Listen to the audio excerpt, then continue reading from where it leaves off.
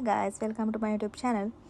ඉතින් යාළුවනේ ඔයාලට කොහමද? ඔන්න මම තවත් ලස්සන vlog එකක් කරන් ඔයාලට ආවා. මේක ඉතින් චුට්ටක් පරක් වුණා. මොකද මගේ වැඩත් එක්ක මම ගොඩක් බිසි වෙලා හිටියේ මේ දවස් ටිකේම. මම ඇත්තටම ගිය සතියේ තමයි ආවේ ඩුබායි වලට. ඒත් vlog එක චුට්ටක් පරක් වෙයි ඉතින්. ඒ නිසා තරහ වෙන්න එපා මාත් එක්ක.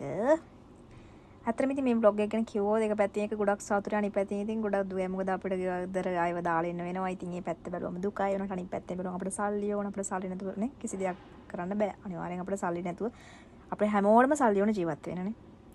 ඉතින් අපි මේ දුක සතුට දෙකම ඉවස දරාගෙන අපිට තීන සිද්ධ වෙනවා. ඉතින් ඔන්න එයාපෝට් එක ළඟටම ආවා. ඇත්තටම මම පික් කරේ මගේ අයියා.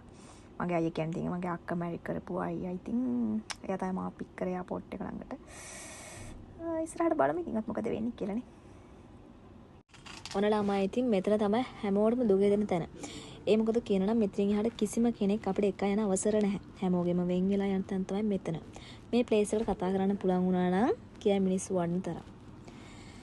ඒක තමයි ඉතින් ජීවිතේ.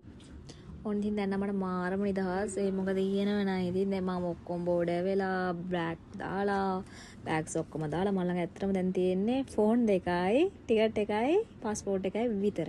ඉතින් දැන් මේ මම ඉඳගෙන ඉන්නේ මගේ ෆ්ලයිට් එක එනකම්. මගේ ෆ්ලයිට් එක තිබ්බේ morning 9:30 වගේ. එම් ෆ්ලයිට් එක එනකම් තමයි මේ බලාගෙන ඉන්නේ. ඊට පස්සේ ටික අපි බලමු මම ෆ්ලයිට් එකට නැගලා මොනවද කරන්නේ මොනවද දෙන්නේ මොනවද අපිට බලන්න පුළුවන් ඒක ඇතුලේ හැමදේම ඔයාලට පෙන්නන්න. ඔය මම ෆ්ලයිට් එකට යන විදිය ඔයාලට පේනවා ඇතිනේ. ඔන්න ඔහොම තමයි උතනින් තමයි ෆ්ලයිට් එකට මේ යන්න තියෙන්නේ. තාම යනවා ඉතින් අපි. එතන ඉස්සරහට බලමු ෆ්ලයිට් එක ඇතුලේ ඔය තාම යන ගමන් ඉතින් එතනට යන විනාඩි 5ක් විතර යනවා. ලේසි නෑ ඉතින්. රට යනවා කියන එක ලේසි නෑ ඉතින්. ගිහිල්ලම බලන්න ඕනේ ආස හිතෙයි.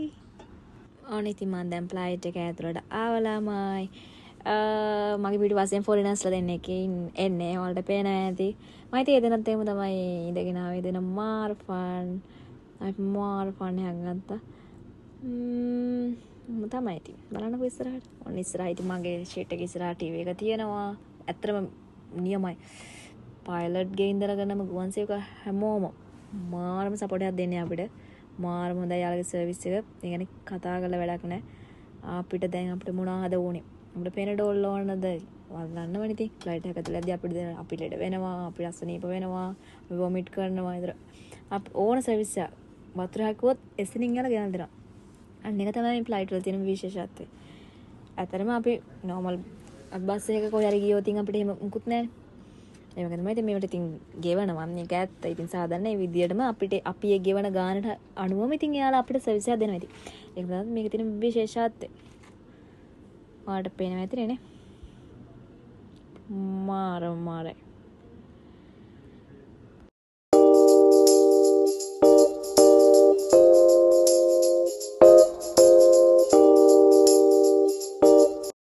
ඕනේ ඉතින් ෆ්ලයිට් එක ගමන ඉවර වුණා.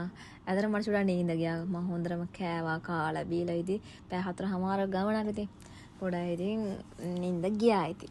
ඊපස්සේ උන ඇත්තටම දන්නේම නැතුව ඩුබායි වලට ලෑන්ඩ් වෙලා. ඕනේ ඉතින් මම දැන් මේ යන්නේ ඩුබායි එයාපෝට් එක ඇතුලේ.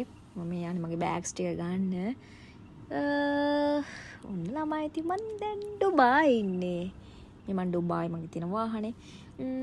ඉතින් මම යාළුවෙක්ට ගෝ එන්න කියලා මාව පික් කරන්න. ඊට පස්සේ අම්මා ආවා මාව ගන්න.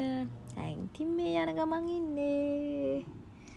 ඕනේ ඉතින් vlog එක ඉවරයි. මොන මං ගෙදර ඉඳන් ඩුබායි වලට ආපු විදිය මම ඔයාලට vlog එකකින් අරගෙන ආවා.